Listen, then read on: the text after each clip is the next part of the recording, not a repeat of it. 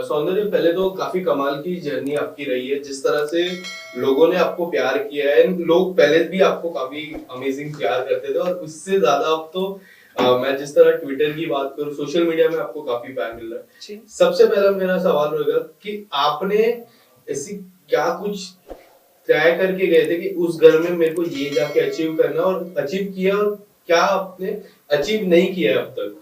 सबसे पहली बात तो ये है कि आई एम वेरी थैंकफुल कि मैं गई और चीजें ऐसी बन गई कि बिग बॉस ने मुझे बुला लिया। क्योंकि मैंने लाइफ में कभी बिग बॉस नहीं देखा है और मुझे पता नहीं कि रियलिटी शो में कैसे रहना है, कैसे कंडक्ट करना है, और ना मेरी कोई प्रिपरेशंस थी। सो आई थिंक ये चीज शायद वर्क भी करी मेरे लिए। और सबसे बड़ी बात, आप रियलिटी शो में जा रहे हो तो आप रियल रहो, and the best thing about being real is आपको याद नहीं रखना पड़ेगा आपने क्या फेक किया था। So I am just being myself. जो मैं आपके सामने हूँ ना, मैं वहीं पर हूँ। And I don't have to remember कि मैंने किससे दोस्ती में कैसे बिहेव करना है, किसके साथ कैसे रहना है। सो बहुत कुछ मैंने अचीव कर लिया है। सबसे बड़ी चीज़, मैंने आप लोगों का प्यार पा लिया है। और सच्चाई की वही मैंने आपको बोला कि सबसे बड़ी ताकत है कि आपको याद नहीं रखना है कि झूठ क्या बोला था। जो कि वहाँ बहुत लोग ऐसे हैं कि दे डोंट अबाइड, बट मुझे उसमें नहीं जाना है। और शायद उनकी उस चीज़ की वजह से मुझे और ये लगता था कि ऐसे कैसे कर सकते हैं, मुझे तो एटलीस्ट रहना है, I don't have to lose myself. So प्यार बहुत मिला है, पेशेंस बहुत आ गई है। कान के पर्दे थोड़े फट गए, बट अभी इलाज चल रहा है मेरा। सौंदर्य, आपकी जर्नी की बात करें तो दो पार्ट में डिवाइड हो जाती है। एक पार्ट जब गौतम उस घर में थे, और दूसरा पार्ट जब गौतम उस घर में नहीं थे। हाँ। सबसे पहला पार्ट अगर मैं बात करूं तो लोगों का ये मानना था कि this was just for game, and उसके बाद जो जिस तरह पता चला, जिस तरह आप टास्क करते थे, और जिस तरह that was not for game, तो वो दो इक्वेशन के बारे में थोड़ा सा अगर आप डिटेल में, या फिर अब आप बाहर जब आते हो तो उन दो पार्ट के बारे में किस तरह से डिस्कशन होता है? आपने इस बार गौतम को पूछा? नहीं, एनीवे मेरी उनसे बात नहीं हुई है अभी तक, मुझे 2 दिन हो गए आए हुए। फोन नहीं आया उनका, तो अभी आपको पता लग गया होगा कि क्या गेम है और क्या नहीं है। एनीवे जो मेरा उनके साथ भी जो मेरा बॉन्ड था, it was very genuine and real. और मैंने हर जगह, I am not sharing away from talking about this, मेरा जिसके साथ भी बॉन्ड बना है बहुत ही जेन्युइन। चाहे वो प्रियंका अंकित के साथ रहा हो, चाहे वो 5 हफ्ते के लिए रहा, बट वो बहुत जेन्युइन था। तो झगड़ा उनसे भी हुआ ना, तो उस पर किसी ने सवाल नहीं उठाया। स्टैन के साथ भी था ना, उसके बाद वो मंडली में चले गए, उस पर किसी ने सवाल नहीं उठाया। तो व्हाई ओनली दिस? तो कहने का मतलब है कभी कभी सर्कमस्टांसेस, चीजें ऐसी बन जाती हैं कि आपके रिश्ते तो बनते हैं आपकी तरफ से जेन्युइन, अब सामने वाले का कितना क्या है उसमें, वो भी बहुत मैटर करता है ना। ताली एक हाथ से नहीं बजती है। हाँ, वो जो मेरी जर्नी थी, उनके जाने के बाद जो भी चीजें मुझे फील हुई, उसके भी बहुत कारण थे। Correct. And my point is कि 2 भाग में तो आपने डिवाइड किया, मेरे लिए तो सेम जर्नी है। और सबसे रिश्ते बनते हैं, बिगड़ते हैं, और वो घर ही ऐसा है। हालांकि रिश्तों की शुरुआत शायद अब उस घर से निकल के अब पता लगेगी कि कितने जेन्युइन थे उनकी तरफ से, मेरी तरफ से, तो सबकी तरफ से, मेरे दोस्तों के लिए सच्चे थे।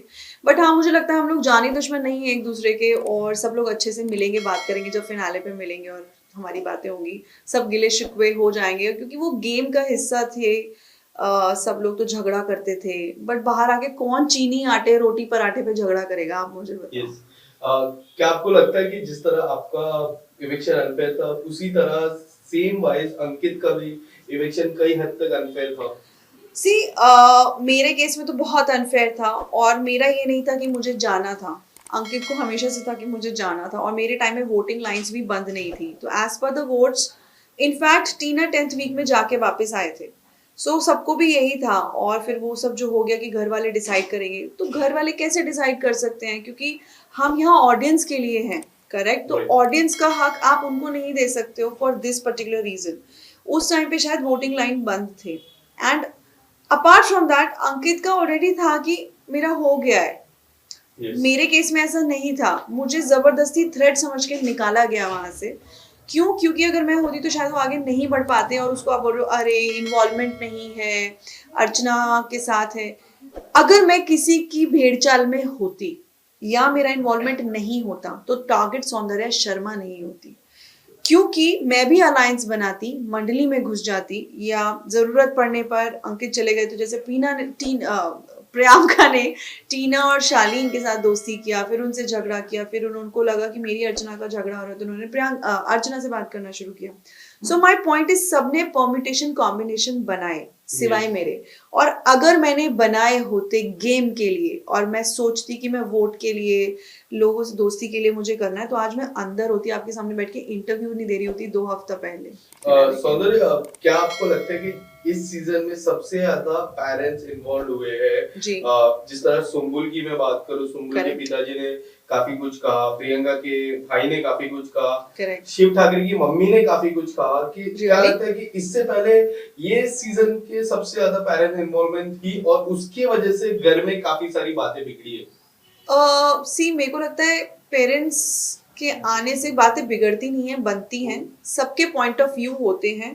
और मुझे एक्चुअली अभी तक मैं एपिसोड्स देख नहीं पाई, तो मुझे नहीं पता है कि उनकी आई ने क्या बोला, उनके भाई ने कितना बोला है, या बाकियों के पेरेंट्स ने कितना क्या बोला है। बट मेरा ये मानना है कि डेफिनेटली पेरेंट्स के आने से एनर्जी चेंज हो गई थी, वाइब चेंज हो गई थी, और बाहर का कोई भी इंसान आता है तो एक पॉइंट ऑफ व्यू लेकर आता है, कोई भी हो, अच्छा बुरा सबके लिए। But what it did best for all of us is कि सबको एक इमोशनली स्ट्रेंथन किया उस चीज़ ने। और रही बात बाहर के पॉइंट ऑफ व्यू की, अब है पॉइंट ऑफ व्यू, जो चीज़ें बाहर चल रही है हमको तो नहीं पता थी, करेक्ट, और मुझे तो अभी भी नहीं पता है कि किसने क्या बोला, I am still going through a lot. तो ये तो बहुत ही अच्छा और एक यूनिक चीज़ बिग बॉस ने लेके आया कि फैमिली को भी इन्वॉल्व किया। जैसे आपका इलेक्शन गलत हुआ है, वैसे सब लोग को सुम्बुल का गेम में कुछ इन्वॉल्व नहीं है, सुम्बुल हो गया, एमसी स्टैंड हो गया, आप इसके बारे में क्या बोलना चाहोगे? आपको क्या लगता है, आपके हिसाब से कौन वीक है बिग बॉस में अभी? मैं ये नहीं कहूंगी वीक है, क्योंकि जिन लोगों को स्टार्टिंग से वीक भेड़चाल बोलते थे वो तो फाइनल तक आ गए, और जो खेलने वाले लोग हैं वो आपके सामने बैठ के इंटरव्यू दे रहे हैं। सो मेरे बोलने ना बोलने से नहीं होता, क्योंकि हमारा परसेप्शन अलग है। देन देयर सब सी ऑल्सो एक और बात है ना, कि मैंने कभी कोई टीवी शो नहीं किया है, मैं फिल्म बैकग्राउंड से हूँ और वेब शोज मैं करती हूँ, तो मेरा फैन बेस बहुत अलग है। देन सुम्बुल का 2 साल से टीवी शो चल रहा है, उसने एक बहुत बड़ा फैन बेस बनाया, लोग उसे बहुत प्यार करते हैं, ठीक है। उनकी शायद वो ही पर्सनालिटी है कि वो इतने अग्रेसिव नहीं हैं, वो जैसी हैं शांत है, तो इन्वॉल्वमेंट उनका है, उनके लेवल पर है, मतलब वो जैसी हैं उस तरीके से है। अब जैसे मेरा नेचर है, मुझे बोलते थे सौंदर्य का इन्वॉल्वमेंट नहीं है, अर्चना के साथ है, बट मेरा इन्वॉल्वमेंट ये है कि मैं तुम्हारी तरह कैमरे के लिए झूठा अट्रैक्शन नहीं दे सकती हूँ, क्योंकि मैं रियलिटी शो में आई हूँ। I have to be honest to myself, just because मैं एक रियलिटी शो में आई हूँ, मैं एक झूठ मूठ का तांडव नहीं खड़ा कर दूंगी कॉफी के ऊपर, आमंड मिल्क के ऊपर। सो आई थिंक ऐसे ही सबकी पर्सनालिटी और 5 उंगली बराबर नहीं हो सकती। तो सो इज टैन्स personality, so is Sumbul's personality, so is निमृत's पर्सनालिटी, ऐसी शिव की अलग पर्सनालिटी है, तो सबकी अलग अलग पर्सनालिटीज हैं। तो अब जैसे वो बोलते थे प्रियंका कि नहीं अंकित का इन्वॉल्वमेंट है, मेरे साथ तो है, बट उनका इन्वॉल्वमेंट होना और घर में इन्वॉल्वमेंट होने में फर्क है। तो अभी मेरे को ये नहीं पता कि मैं इस चीज़ का क्या जवाब दूं कि स्टैन मंडली में इन्वॉल्व थे कि घर में इन्वॉल्व थे, सुमुल घर में इन्वॉल्व थी, मंडली में इन्वॉल्व थी, तो सबका अपने अपने लेवल पे इन्वॉल्वमेंट है। बट हाँ, मुझे लगता है कि अपनी एक अलग ओपिनियन होनी चाहिए इंसान की, that is what the show is about. सौंदर्य, क्या आपको लगता है कि आपने एक इंटरव्यू में भी इस बात का जिक्र किया था कि जिस तरह लोग साजिद खान से टच में आ रहे हैं, जिस तरह इन्वॉल्व हो रहे हैं, वो लोग कई हद तक बॉलीवुड की ब्रेक थ्रू के लिए वो सारी चीजें कर रही है जो आपको नहीं करना है? क्या आपको ये बात कितनी सच्चाई लगती है इस बारे में? करते होंगे लोग जिनको करना है, मुझे पता नहीं है, क्योंकि लाइक आई सेड मेरे कोई एजेंडाज रहे नहीं है। अगर मेरे हिडन मोटिव्स एजेंडाज होते थे तो शायद मैं इस चीज का जवाब दे पाती। तो बाहर क्या बातें हो रही थी मुझे नहीं पता। और by the way, just because किसी का किसी से एक बॉन्ड बन जाता है, मुझे नहीं लगता इस समय के लिए वो इंसान उनको सडनली मूवी ऑफर कर देगा। ऐसे तो पूरी इंडस्ट्री सब सुपरस्टार होते हैं, सबके पास बहुत बहुत काम होता है, सबके बहुत बहुत कनेक्शंस हैं। तो ये बहुत गलत उन लोगों की धारणा थी या है, जिसने भी बोला है मुझे नहीं पता। तो ये तो कभी भी हो सकता है, वो बाहर आके पता लगता है, और किस्मत से ज्यादा किसी को नहीं मिलता है। सो ये I don't believe in all this. सौंदर्य, एक आखिरी सवाल मेरा, 2 आखिरी सवाल। पहले तो आपके हिसाब से टॉप 3 कौन होंगे और डिजर्विंग विनर अब कौन होता है आपके अलावा? क्योंकि आप डिजर्विंग विनर, आपके अलावा अब क्या लगता है टॉप 3 और डिजर्विंग विनर कौन होगा? और एक और सवाल, लास्ट सवाल जो मेरा रहेगा कि इसके आने वाले समय में क्या कुछ अपकमिंग प्रोजेक्ट होगा? ओके, तो पहला डिजर्विंग के लिए मैं बोलूंगी मेरे अलावा कि देखिए अभी मेरे हिसाब से जिन सब लोगों ने 105 दिन निकाले वो विनर्स है, apart from the negative elements I am talking about.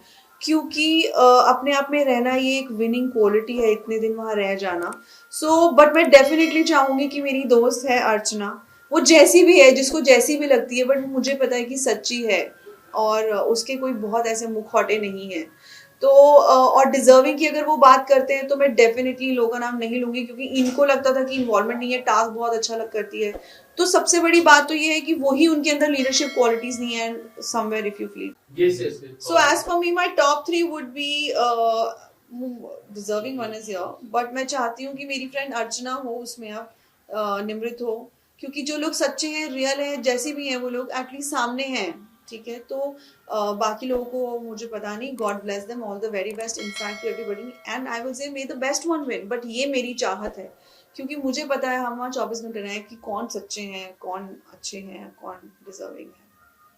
सौंदर्य, इसके अलावा कुछ आने वाले समय में अपकमिंग प्रोजेक्ट या फिर कुछ प्लान? जी, सो अभी ऑलरेडी 2-3 चीज़ें तो स्टार्ट हो गई हैं, एंड स्क्रिप्ट्स भी पढ़ रही हूँ, अभी मैं मीटिंग से ही आ रही हूँ. सो आई होप चीज़ें अच्छी रोल आउट हो, और प्यार मिल रहा है तो आई एम श्योर चीज़ें बनेंगी आगे, and this is what I pray for. बीच में ही आपकी एक सीरीज भी आई थी. हाँ, देखिए आप लोगों ने. प्यार मिला था, लोगों की तरफ से स्क्रीनिंग हुई थी, आप घर के अंदर थे तभी कुछ. हाँ, आई हैव नो क्लू. मैंने उस सीरीज पे बहुत हार्ड वर्क किया. मैंने उसके लिए 15 किलो वजन बढ़ाया था, जो कि लूज कर ही रही थी मैं, और उसके दौरान मैंने 2-3 प्रोजेक्ट्स भी छोड़े थे because I wanted to be back to my shape.